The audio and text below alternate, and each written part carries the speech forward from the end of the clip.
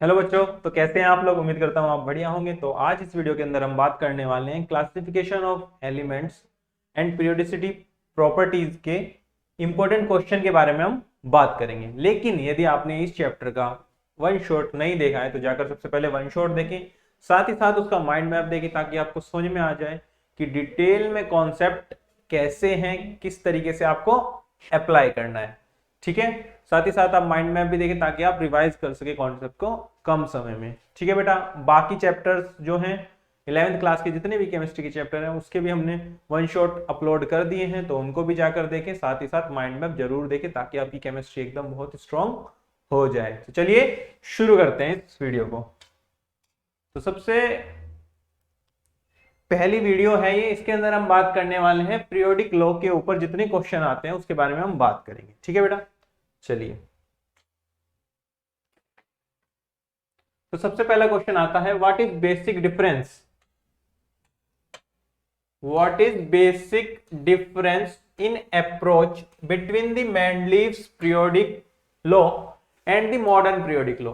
हमें पता है कि दो पीरियोडिक लॉ हैं जनरली, एक मेंडलीव वाला है और एक दूसरा मॉडर्न है। अब दोनों के दोनों पीरियोडिक लॉ हैं, दोनों के दोनों एलिमेंट्स की प्रॉपर्टी के बारे में बताते हैं, लेकिन जो मेंडलीव है वो बताता है कि जो पीरियोडिक फंक्शन होगा, यानी फिजिकल और केमिकल प्रॉपर्टीज किसी भी पर्टिकुलर एलिमेंट्स की, वो क्या होंगी, पीरियोडिक फंक्शन होंगी ऑफ देयर एटॉमिक मास।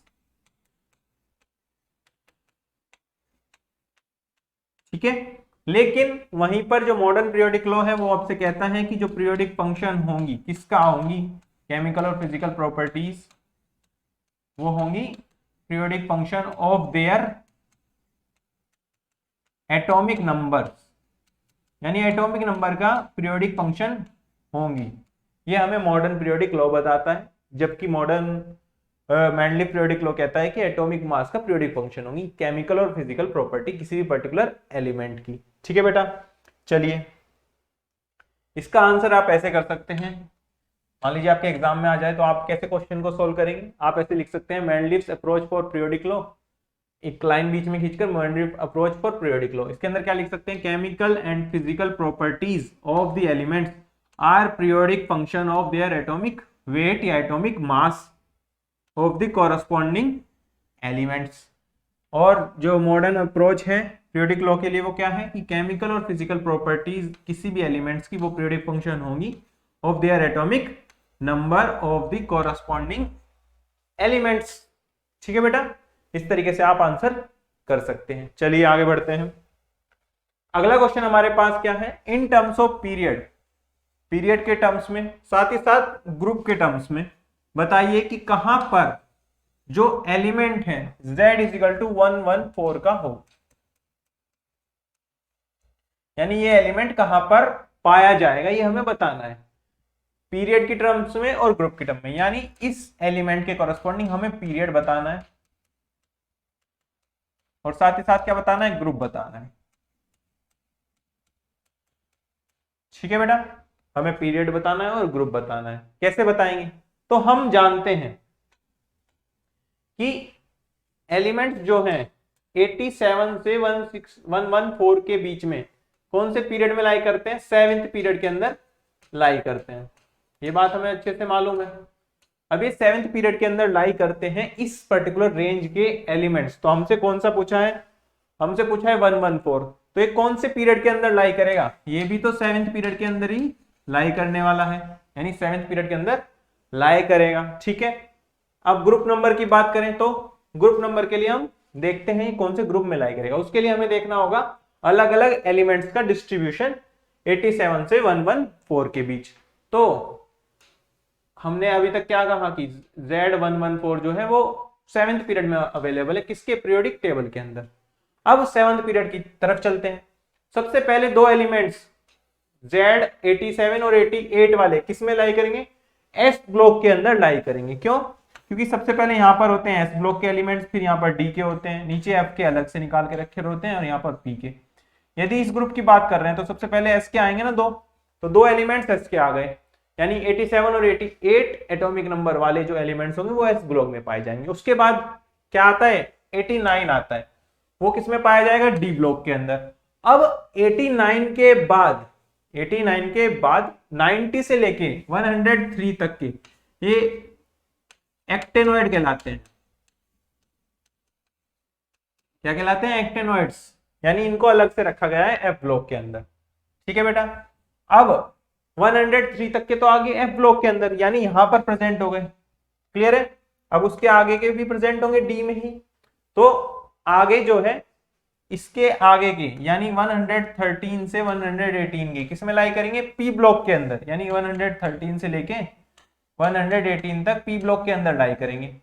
अब सबसे पहला पी ब्लॉक किससे शुरू होता है, 13 ग्रुप नंबर से, यानी 113 कौन से ग्रुप में लाई करेगा, 13th ग्रुप में।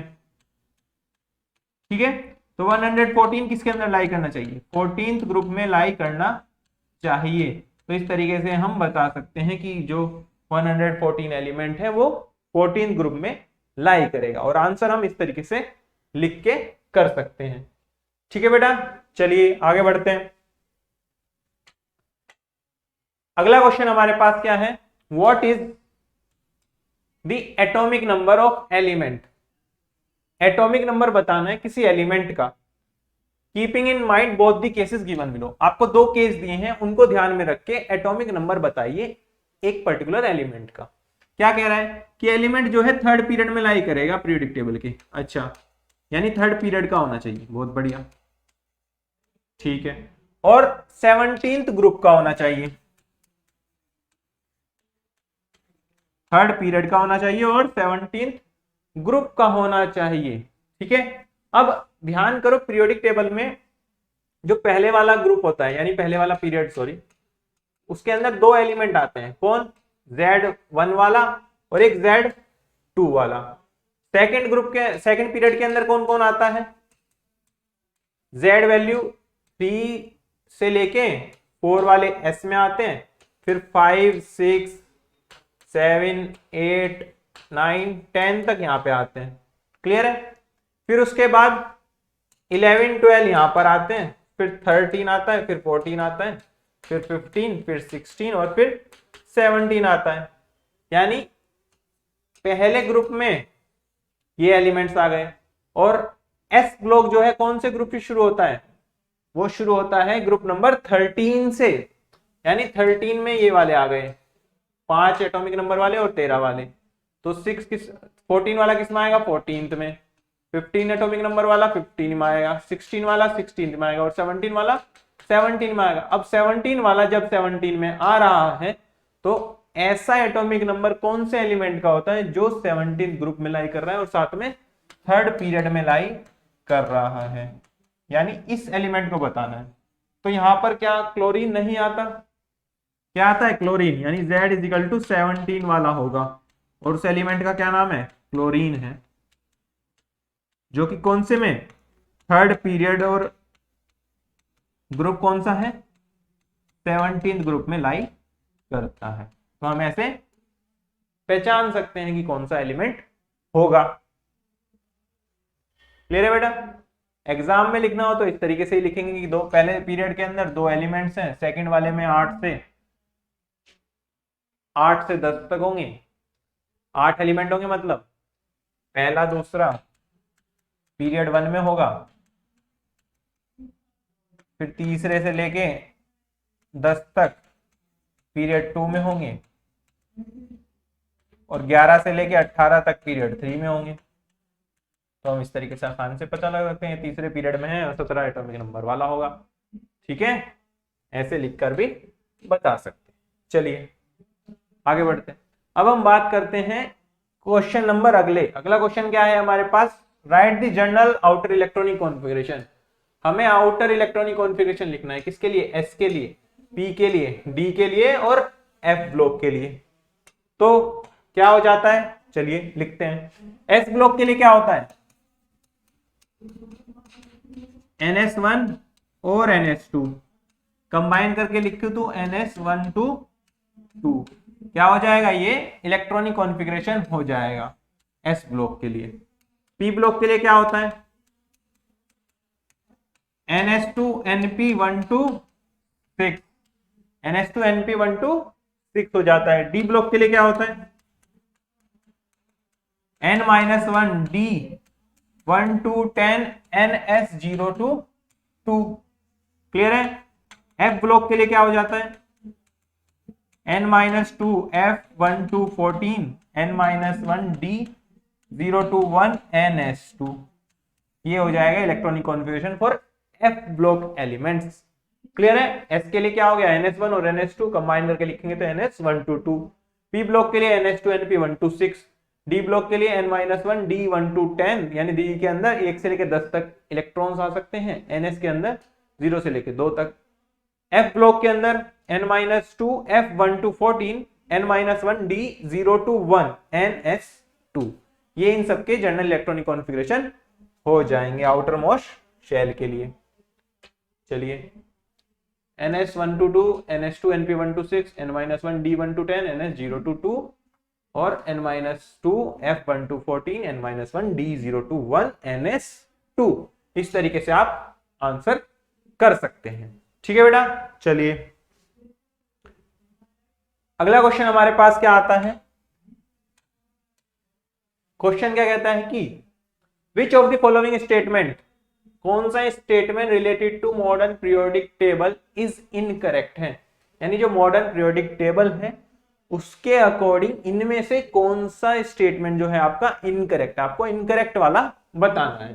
तो सबसे पहला स्टेटमेंट देखते हैं क्या कह रहा है, the P block has 6 columns. अच्छा, because maximum number of 6 electron can occupy the all the orbitals in the P sub shell. ठीक है, तो हमें पता है इलेक्ट्रॉनिक कॉन्फ़िगरेशन क्या होता है, NH2NP126 यानी मैक्सिमम 6 इलेक्ट्रॉन आ सकते हैं तो उसके कॉरस्पॉन्डिंग 6 कॉलम हो जाएंगे। बिल्कुल सही बात है, यानी ये स्टेटमेंट सही है, तो ये आंसर नहीं होगा। नेक्स्ट पे चलते हैं। अगला क्या कह रहा है, the D block has 8 columns. D block के अंदर 8 कॉलम है। क्यों, क्योंकि मैक्सिमम 8 इलेक्ट्रॉन ऑक्यूपाई कर सकते हैं all the orbitals in d subshell. नहीं भैया, क्या होता है N-1D1 होता है, यानी 10 इलेक्ट्रॉन्स आ सकते हैं इसमें अंदर, तो डी ऑर्बिटल के अंदर या डी सब शेल के अंदर जो है 10 इलेक्ट्रॉन्स आ सकते हैं। ये कह रहा है कि 8 इलेक्ट्रॉन है तो उसके कॉरस्पॉन्डिंग 8 कॉलम बनेंगे। ये बात क्या हो गई, गलत हो गई, तो यही आंसर हो जाएगा। अगली बार चलते हैं। Each block contain a number of columns equal to number of electrons that can occupy that subshell. बिल्कुल सही। एस के अंदर 2 इलेक्ट्रॉन आ सकते हैं तो उसके पास 2 कॉलम है जिसके अंदर उसके एलिमेंट्स प्रेजेंट हैं। ठीक है, पी के अंदर 1 से लेके 6 तक आ सकते हैं तो उसके पास 6 ग्रुप है या 6 कॉलम है जिसके अंदर उसके एलिमेंट्स प्रेजेंट हैं। इसी तरीके से डी के पास 10 आ सकते हैं तो उसके पास 10 कॉलम है। ठीक है बेटा, इस तरीके से एलिमेंट्स प्रेजेंट हैं, तो आंसर इसका बी हो जाएगा। चलिए आंसर क्या हो जाएगा, बी हो जाएगा। कैसे हम एक्सप्लेन करेंगे वो मैंने आपको समझा दिया कि इस तरीके से हम समझ सकते हैं। चलिए, विच of the following is not an actinoid, कौन इनमें से एक्टेनॉइड नहीं है। अब एक्टेनॉइड होते क्या है, एक्टेनॉइड एफ ब्लॉक के एलिमेंट्स होते हैं। ठीक है, एफ ब्लॉक के एलिमेंट्स होते हैं, ये हमें बात पता है। कौन कौन से एटॉमिक नंबर वाले होते हैं इसके अंदर, होते हैं Z=90 से Z=103 तक के, यानी 90 से लेके 103 तक के होंगे। अब 90 से 103 के बीच में कौन कौन एलिमेंट्स प्रेजेंट हैं, वो इसका मतलब एक्टेनॉइड के अंदर प्रेजेंट होंगे। जो इस रेंज के अंदर प्रेजेंट नहीं है वो इसका मतलब इसके अंदर प्रेजेंट नहीं है। तो पहले वाला 96, क्या 96 90 और 103 के बीच में आता है, हाँ बिल्कुल आता है, तो ये प्रेजेंट होगा एक्टेनॉइड में। अगला 98 है, 98 क्या आता है, 90 103 के बीच में बिल्कुल आता है, 92 भी आता है, लेकिन 65 नहीं आता, तो यही क्या होगा, आंसर होगा। यानी टेरबियम जो है जिसका Z65 है वो एक एक्टेनॉइड सीरीज का ये एक्टेनॉइड एलिमेंट्स नहीं है। ठीक है बेटा, चलिए तो टेरबियम इसका आंसर हो जाएगा, यानी डी आपका करेक्ट आंसर हो जाएगा। चलिए आगे चलते हैं। दी इलेक्ट्रॉनिक कॉन्फ़िगरेशन किसकी बतानी है हमें, गैडोलिनियम की बतानी है। एटॉमिक नंबर भी दिया है 64, बहुत बढ़िया। कैसे बताओगे? सबसे पहले हमें ये देखना होगा कौन से पीरियड में लाई करते हैं, फिर उसके कॉरस्पॉन्डिंग हम जनरल इलेक्ट्रॉनिक कॉन्फ़िगरेशन के फॉर्मूले में वैल्यू रखकर निकाल सकते हैं। तो सबसे पहले पीरियड निकालते हैं। पीरियड निकालने के लिए क्या करेंगे, हम इनर्ट गैस का यूज करते हैं, जैसे हीना, नीना और करीना का एक्सरे रंगीन, इस तरीके से हमने याद कर रखा है। इसका एटॉमिक नंबर 2 होता है, इसका क्या होता है 10, इसके अंदर 18 हो जाएगा, 8 एलिमेंट प्रेजेंट करोगे। 36 के बाद क्या आता है 54 के बाद 86। ठीक है, ये कौन से पीरियड में लाई करता है, फर्स्ट, ये सेकंड, ये कौन से में, थर्ड में, ये कौन से पीरियड में, फोर्थ पीरियड में, ये कौन से पीरियड में, फिफ्थ पीरियड में लाई करता है, और ये सिक्स्थ पीरियड में। इतना आपको पता ही होना चाहिए ताकि आप इजीली सॉल्व कर पाओ। ये सब मैंने वन शॉट के अंदर डिटेल में बता रखा है, तो आप जरूर जाकर उसको देखें। ठीक है बेटा, ये हो गया। अब हमारे पास एटॉमिक नंबर 64 है, यानी जिनोन के अंदर यहां पर 54 आ गए, यानी 64 कोई जो है वो 6th शेल में लाई करेगा, यानी 64 जो है 6th पीरियड के अंदर लाई करेगा। क्या ये बात सही है? बिल्कुल सही है, 6th पीरियड के अंदर ही लाई करेगा। तो 6th पीरियड के अंदर लाई करेगा तो उसका जनरल इलेक्ट्रॉनिक कॉन्फ़िगरेशन क्या होता है बताइए? एफ ब्लॉक का एलिमेंट हो जाएगा। तो क्या जनरल इलेक्ट्रॉनिक कॉन्फ़िगरेशन हो जाएगा? n-2 f 1 to 14। ठीक है, ये इसका जनरल इलेक्ट्रॉनिक कॉन्फ़िगरेशन होता है। n-1 d 0 to 1 ns2।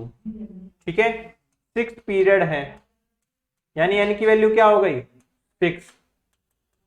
बहुत बढ़िया, तो 6f के अंदर जा सकता है, तो n की वैल्यू यहां पे रखो, तो 6 - 2f इस ऑर्बिटल के अंदर इलेक्ट्रॉन जा सकता है। 6 - 1 d इसके अंदर इलेक्ट्रॉन जा सकता है। 6s इसके अंदर भी इलेक्ट्रॉन जा सकता है, तो 4f के अंदर जा सकता है, 5d के अंदर जा सकता है, 6s के अंदर जा सकता है। अब यहां तक जो है 54 एलिमेंट्स आ गए, यानी 54 इलेक्ट्रॉन्स यहां तक फिल हो चुके होंगे, जब तो 54 जिनोन का एटॉमिक नंबर है, क्योंकि जितने नंबर ऑफ इलेक्ट्रॉन्स होते हैं उतना ही उसका एटॉमिक नंबर होता है, यानी 54 यहां तक भर गए। 54 के बाद हमें 64 भरने हैं, यानी 54 के बाद 6 इलेक्ट्रॉन और 4 10 इलेक्ट्रॉन हमें भरने हैं, ताकि हम इसकी इलेक्ट्रॉनिक कॉन्फ़िगरेशन तक पहुंच जाएं, क्योंकि 54 हमने यहां तक ऑलरेडी भर चुके हैं, और 54 64 के बीच में कितने इलेक्ट्रॉन का गैप है 10 इलेक्ट्रॉन का, तो 10 इलेक्ट्रॉन हमें भरने होंगे, तो 10 इलेक्ट्रॉन भरते हैं। सबसे पहले इसके अंदर जाएगा, क्योंकि इसकी एनर्जी क्या है सबसे कम, कैसे पता करेंगे n+l से, तो 6 + 0 6। इसके लिए n+l की वैल्यू क्या आती है 5 + 1 6। इसके लिए क्या आती है n+l की वैल्यू 4 + 7 4 + 3 7 होगा। ठीक है, तो 7 7 आ गई। इसका मतलब पहले कौन भरा जाएगा 4f पहले भरा जाएगा 5d से, क्योंकि एनर्जी इसकी कम होगी। ठीक है, तो 2 इलेक्ट्रॉन इसके अंदर बढ़ गए, यानी 56 इलेक्ट्रॉन हमने भर दिए, तो कितने इलेक्ट्रॉन बचे 8 बचे, 8 बचे। अब 8 के 8 मैंने यहां भर दिए, लेकिन भरते ही मैंने क्या देखा, यदि मैं इसके अंदर 7 इलेक्ट्रॉन रख के 1 इलेक्ट्रॉन को 5d में पहुंचा दूं, यानी रखने के बाद मैंने देखा अच्छा इसके अंदर जब 60 इलेक्ट्रॉन आ जाएंगे तो ज्यादा स्टेबल हो जाएगा। अब ज्यादा स्टेबल हो जाएगा तो इसके अंदर तो 7 ही रहना चाहेंगे, 7 रहना चाहेंगे, इसका मतलब 7 इलेक्ट्रॉन यहाँ, और बचा हुआ 1 इलेक्ट्रॉन इसके अंदर चला जाएगा, तो इसका इलेक्ट्रॉनिक कॉन्फ़िगरेशन हो जाएगा ये। इसके आगे जिनोन लिख सकते हैं, क्योंकि 54 यहां तक हो गए थे, उसके बाद इलेक्ट्रॉन्स भर गए, तो क्या इलेक्ट्रॉनिक कॉन्फ़िगरेशन हो गया, ये वाला हो गया, यानी सी हो जाएगा 4f7 3d 5d1 6s2। Clear है बेटा? इस तरीके से आप कर सकते हैं, तो आंसर आपका हो जाएगा सी। क्लियर है? चलिए आगे बढ़ते हैं। अगला क्वेश्चन हमारे पास है the statement that is not correct. इस स्टेटमेंट में से कौन सी बात करेक्ट नहीं है, रॉन्ग वाली स्टेटमेंट हमें बतानी है, इसका मतलब। चलो, सबसे पहला the property of elements are periodic function of their atomic number. ये बात बिल्कुल सही है। किसने कही थी? मॉडर्न पीरियोडिक लॉ के अकॉर्डिंग जो प्रॉपर्टीज हैं, या केमिकल हो फिजिकल हो, वो सब जो प्रॉपर्टीज हैं किसी भी पर्टिकुलर एलिमेंट की, वो पीरियोडिक फंक्शन है किसका? उसके एटॉमिक नंबर का। ठीक है बेटा, आगे non metallic elements are less in number than metallic elements. बिल्कुल, मेटल्स बहुत सारे हैं, यानी मेटेलिक एलिमेंट्स बहुत सारे हैं, लेकिन नॉन मेटल्स कम है। जनरली पी ब्लॉक के एलिमेंट्स ही नॉन मेटल की कैटेगरी में आते हैं। तो ये बात भी बिल्कुल सही है। तो ये भी आंसर नहीं होगा, क्योंकि हमें इनकरेक्ट वाला बताना है या नॉट करेक्ट वाला बताना है। अगला, for transition elements, transition elements के लिए 3d orbitals are filled with electron after 3p and before 4s, यानी 3p से ज्यादा एनर्जी 3d की होगी तभी तो उसे भरोगे, उससे ज्यादा 4s की होगी। ये हमें स्टेटमेंट कह रहा है कि 3d orbitals field with electron after 3p and before 4s, यानी 4s से पहले भरे जाते हैं लेकिन 3p के बाद में। अब हमें पता है, क्या पता है कि अबाव प्रिंसिपल हमें कहता है कि इलेक्ट्रॉन्स जब भी फिल करेंगे तो इंक्रीजिंग ऑर्डर की एनर्जी में फिल करेंगे, यानी सबसे पहला 3p के अंदर जाएगा, फिर किसके अंदर जाएगा, 4s के अंदर, 4 3d के अंदर। क्यों? क्योंकि n प्लस एल से निकालते हैं। n प्लस एल कितना है इसका, 4, इसका क्या है n प्लस एल 4 प्लस 0 यानी 4, इसका क्या है n प्लस एल 3 प्लस 2 यानी 5। तो 3d की एनर्जी ज्यादा है 4s से, और 3p से ज्यादा किसकी है, 4s की। क्यों?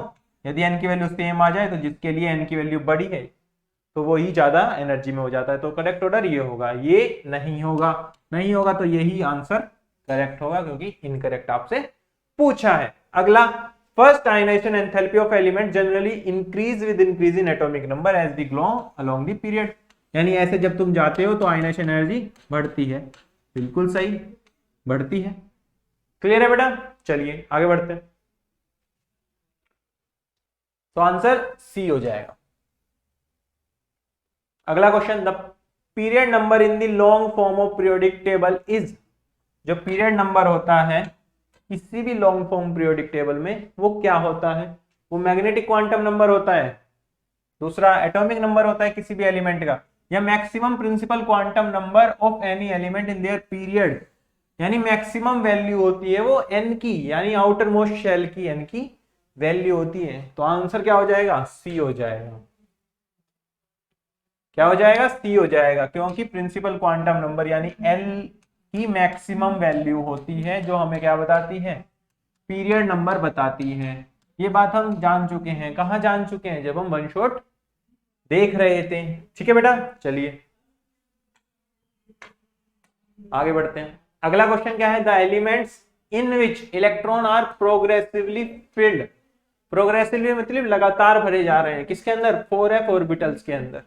किसके अंदर, 4f ऑर्बिटल्स के अंदर हम इलेक्ट्रॉन को फिल करते हैं, f ब्लॉक के अंदर। f ब्लॉक के अंदर कौन सा सीरीज है, यानी लेंथेनॉइड है या एक्टेनॉइड है, हमें पता है 2 सीरीज लाई करती हैं। तो लेंथेनॉइड के अंदर भरे जाते हैं 4f में, एक्टेनॉइड के अंदर, किसके अंदर भरे जाते हैं, लेंथेनॉइड के अंदर। तो आंसर क्या हो जाएगा, ये। तो 4f के अंदर भरा जाता है, इसके अंदर, इसके अंदर 5f के अंदर भरा जाता है। ठीक है बेटा, चलिए आंसर सी हो जाएगा। आगे बढ़ते हैं। अगला क्वेश्चन हमारे पास क्या है, in modern periodic table the period indicates the value of, जो पीरियड होता है वो n की कौन सी वैल्यू बताता है, प्रिंसिपल क्वांटम नंबर यानी n को बताता है। z को नहीं बताता भाई पीरियड नंबर, मास नंबर यानी a भी नहीं बताता और l भी नहीं बताता, वो केवल और केवल प्रिंसिपल क्वांटम नंबर को बताता है। वो भी कौन सा, मैक्सिमम वाला principal quantum number for that particular element. ठीक है बेटा, तो आंसर इसका सी हो जाएगा। ठीक है बेटा, तो आई होप आपको जो है इंपॉर्टेंट क्वेश्चन अपना पहला, जिसके अंदर हमने पीरियोडिक प्रॉपर्टीज या पीरियोडिक फंक्शन के ऊपर जितने क्वेश्चन हैं इंपॉर्टेंट आपके लिए, वो हमने डिस्कस करे हैं। लेकिन यदि आपने इसका वन शॉट नहीं देखा है तो जाकर जरूर देखें, और साथ ही साथ माइंड मैप भी देखें, ताकि आप जो है चैप्टर को एक समराइज वे में भी अंडरस्टैंड कर सकें। चलिए मिलते हैं अगली वीडियो में, तब तक के लिए अपना ध्यान रखें और अच्छे से पढ़ते रहें। Thank you very much.